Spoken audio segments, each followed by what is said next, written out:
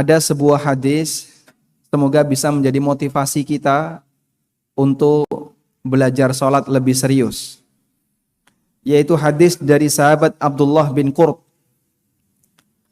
yang diriwayatkan oleh Al-Mundhiri, di mana Nabi SAW bersabda, "Awwalu ma yuhasabu bihil abdu yaumal qiyamati as-salah."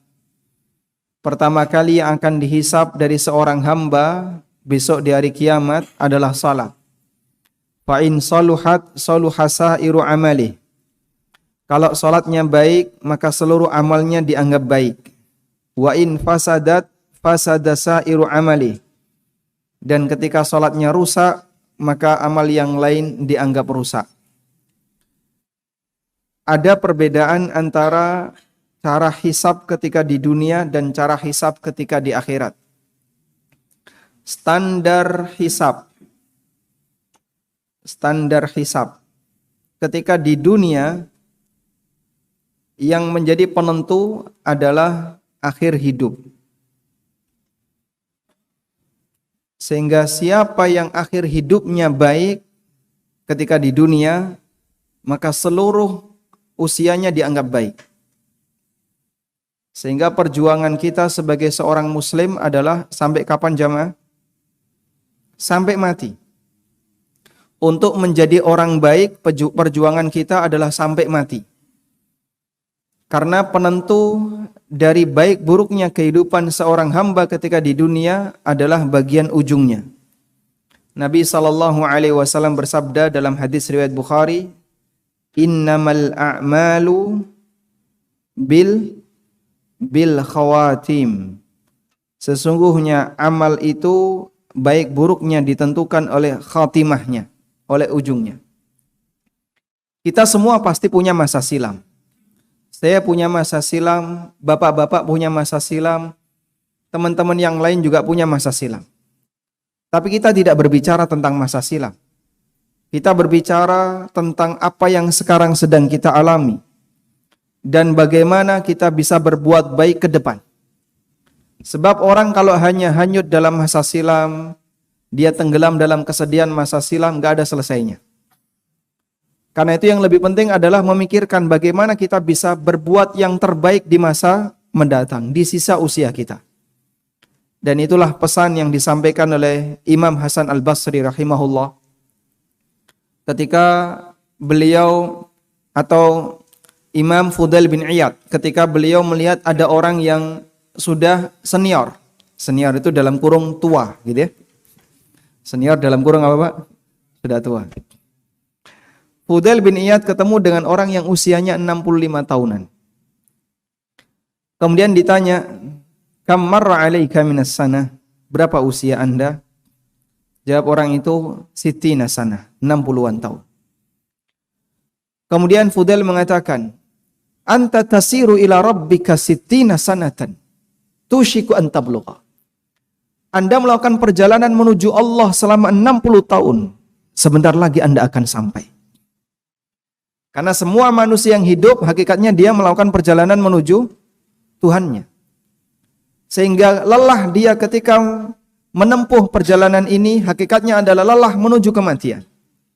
Ya ayyuhal insanu innaka kadihun ila rabbika kadhan famulaqi. Wahai manusia, sesungguhnya kalian betul-betul lelah menuju Rabbmu. Famulaqi, sampai kamu ketemu Allah. Artinya sampai kamu mati. Sehingga siapapun manusia, baik dia lelah dalam urusan dunia, lelah dalam urusan akhirat, semuanya capek. Karena tidak ada hidup yang tanpa kecapean. Manusia tidak capek hanya satu ketika dia di surga. Sementara ketika di dunia, mereka pasti akan mengalami capek. Orang yang hidup tenggelam dengan kemaksiatan capek atau tidak, Pak? Bahkan bisa jadi modalnya lebih gede. Untuk bisa praktek dukun itu nggak gratis, Pak. Perlu ayam cemani. Golek ayam cemani mahal. Ayam cemani tahu, Pak? Semuanya serba hitam. Dari mulai ujung sampai ujung. Dia harus cari ini, cari ini, cari ini. Nggak ada yang gratis dalam kehidupan di dunia ini. Jadi orang soleh nggak ada yang gratis. Jadi orang jahat juga nggak ada yang gratis. Semuanya butuh modal. Maka Fudail bin Iyad mengingatkan orang ini, anta tasiru ila rabbika sittina sanatan tushiku an tablugha. Anda melakukan perjalanan selama sekian puluh tahun, sebentar lagi Anda akan sampai. Kemudian orang itu spontan mengucapkan inna lillahi wa inna ilaihi raji'un. Fudail bertanya, ta'rifu ma ma'na? Kamu tahu apa arti inna lillahi wa inna ilaihi raji'un? Jawab orang ini, enggak tahu apa maknanya. Lalu dijelaskan oleh Fudail. Inna lillah, kita ini milik Allah. Karena kita ini milik Allah, maka kita harus tunduk kepada pemiliknya. Sehingga kenapa kita perlu beribadah kepada Allah? Karena Allah yang memiliki kita. Dan itu secara logika diterima oleh siapapun. Wa inna ilaihi raji', dan kita nanti akan kembali kepada Allah. Berarti nanti kita akan menghadap Allah. Lalu Fudail mengatakan, fal yu'id lil mas'alati jawaban. Maka siapkan jawaban untuk pertanyaan Allah. Ini PR besar bagi kita. Allah akan bertanya kepada kita tentang berbagai kenikmatan yang telah Allah berikan kepada kita, termasuk diantaranya adalah usia dan umur. Sebagaimana yang disabdakan Nabi SAW, la tazalu qadama abdin yaumal qiyamah hatta yus'al. Kaki seorang hamba kelak di hari kiamat gak bakalan geser sampai dia ditanya oleh Allah tentang 4 hal. Salah satunya adalah wa an umrihi fima afna. Dia akan ditanya tentang usianya. Untuk apa dia gunakan usianya? Bapak-bapak sudah 60-an, 50-an ke atas. Sepanjang itu nanti akan dipertanggungjawabkan di yaumil akhir. Anda dikasih usia sampai sekian puluh tahun, dipakai untuk apa? Allah Subhanahu wa taala akan bertanya. Kemudian orang ini semakin ketakutan.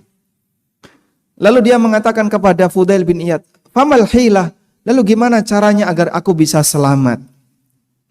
Kemudian Fudail menyampaikan sebuah pesan yang layak untuk kita catat baik-baik.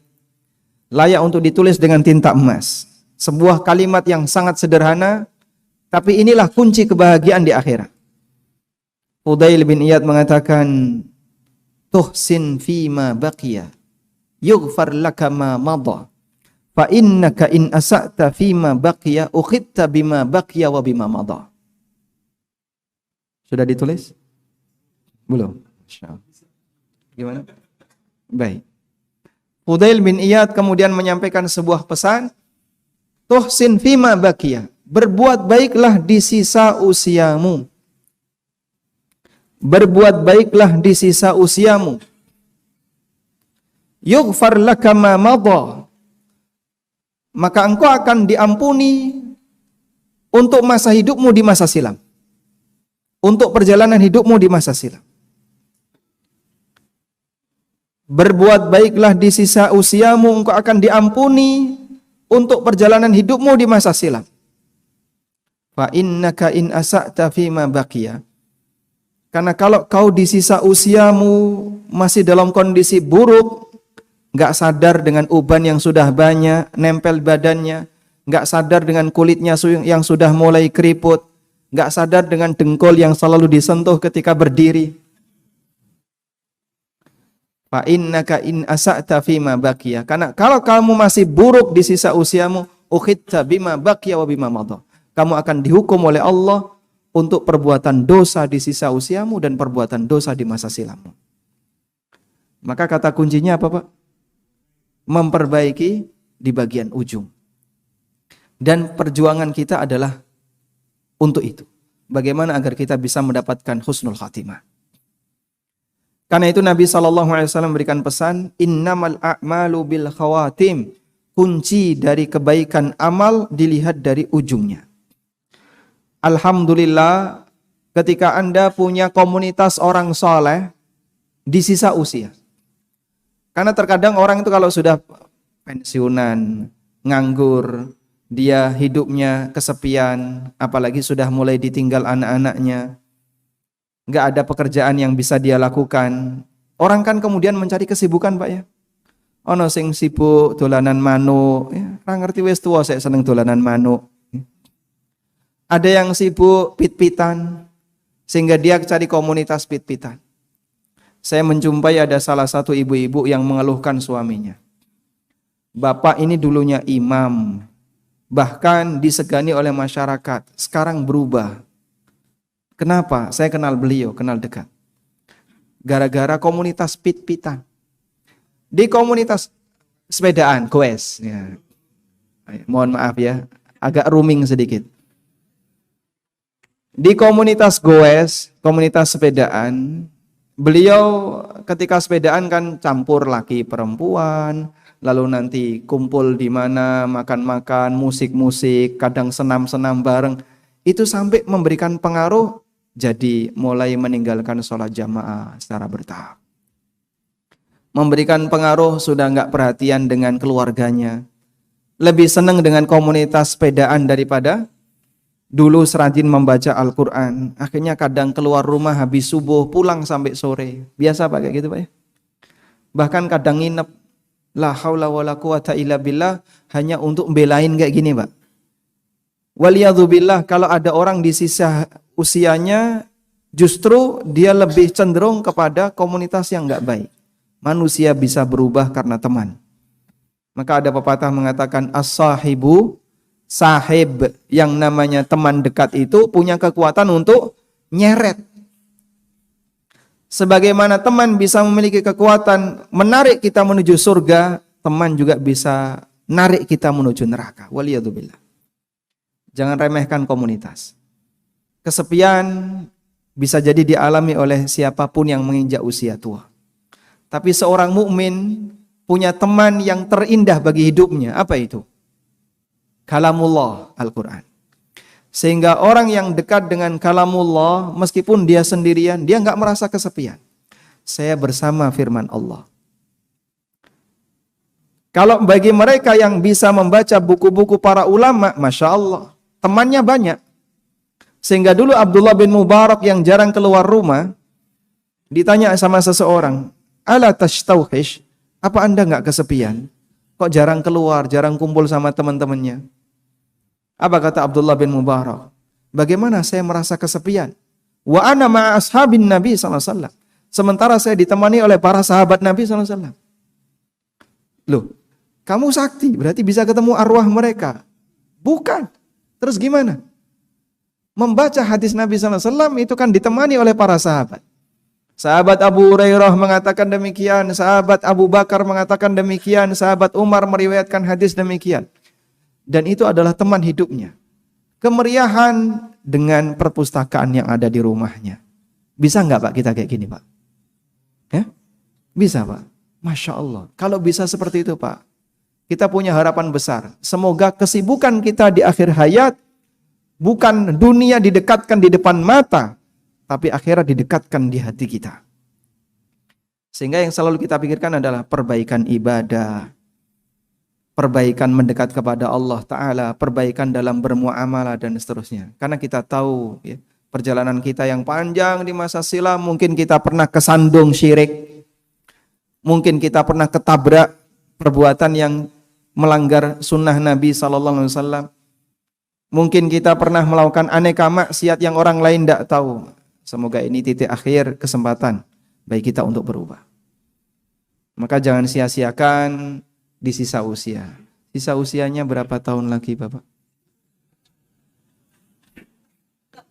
Belum ngitung. Masya Allah. Kita tidak tahu.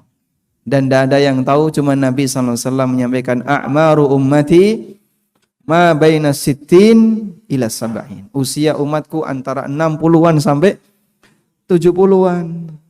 Yang 80-an, Masya Allah. Tapi nggak ada jaminan yang 30-an, 40-an lebih lama dibandingkan yang 80-an. Baik. Selanjutnya standar hisab di akhirat. Kalau di akhirat, maka standar baik buruknya ditentukan di bagian awal. Di bagian awal. Loh kenapa Pak? Karena akhirat nggak ada ujung. Karena akhirat nggak ada ujung. Sehingga mau dicari ujungnya di mana akhirat? Tidak ada. Maka standar baik buruknya ada di awal. Sehingga ketika Anda berhasil di perhitungan awal, maka selanjutnya dianggap berhasil. Sangat berbeda dengan dunia. Sehingga sebenarnya kata kunci kita itu di sebuah garis, yang garis ini adalah ujung dunia dan awal akhirat. Masya Allah, ini perjuangan yang terbesar. Maka setan kadang memberikan pengaruh besar di detik-detik kematian seorang hamba, sehingga dia akan berjuang bagaimana bisa mengganggu sang hamba. Kalau bukan karena pertolongan Allah, mustahil orang bisa selamat di bagian itu. Makanya tawakal itu penting. Kita bertawakal kepada Allah untuk akhir usia kita. Artinya enggak pede ya. Aku iki wis ngaji suwe, jenggote wis dawa ya. Koncone kiai kabeh wis khatam Quran bolak-balik, mosok kok arep sesat. Rumangsane sinten niki, Pak? Anda enggak bisa jamin keselamatan di akhir hayat. Sehingga kadang karena ujub itu justru orang bisa saja dibalik oleh Allah keadaannya. Waliyadzubillah. Tapi orang yang rendah hati, orang yang tawadhu di hadapan Allah, tahu akan kelemahan dirinya, dia kemudian pasrah. Ya Allah, berikanlah aku husnul khatimah. Anugerahkanlah kepadaku amal yang baik di penghujungnya. Dan itu doa Abu Bakar As-Siddiq radhiyallahu anhu. Gimana kalimatnya? Allahumma ja'al khaira a'mali fi khawatimiha. Pernah dibaca, Pak? Belum? Mau dibaca, Pak? Gimana kalimatnya tadi? Apalnya gimana? Coba diulang. Apal Allahumma tok ya. Allahumma ja'al. Coba saya tulis ya. Allahumma ja'al khaira a'mali fi khawatimiha.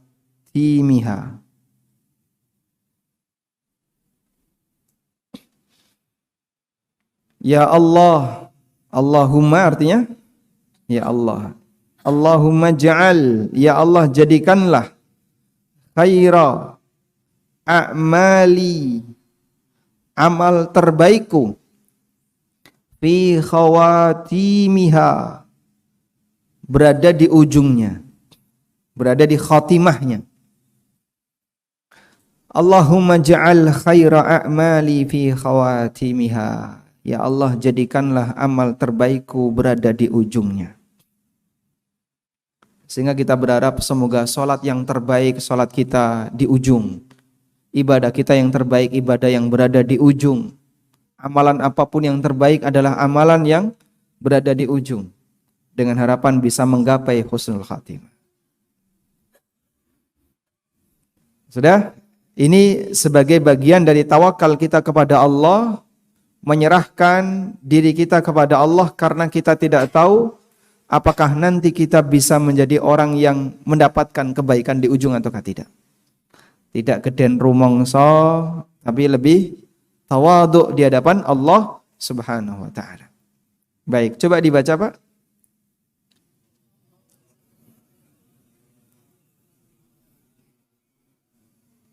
Diulang.